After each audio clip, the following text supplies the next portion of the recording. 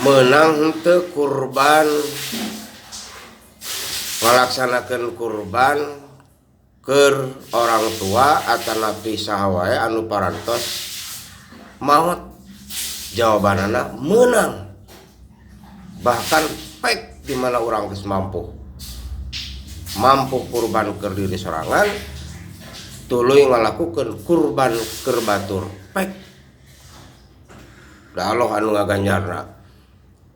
Kangjeng Nabi parantos ngalaksanakeun kana kurban seperti kitu. Bahasana Allahumma taqabbal min ummati wa alihi. Ya Allah, tarima kurban abdi kanggo istri abdi anu parantos ngantunkeun nyaeta Siti Khadijah sinareng kanggo umat abdi sinareng kanggo ahli abdi. Dina waktu harita umat Kangjeng Nabi sinareng ahli Kangjeng Nabi aya anu masih keneh aya di alam dunia. Waktu harita aya anu parantos ngantunkeun alias maot menang. Tah eta sejarahna teu naon.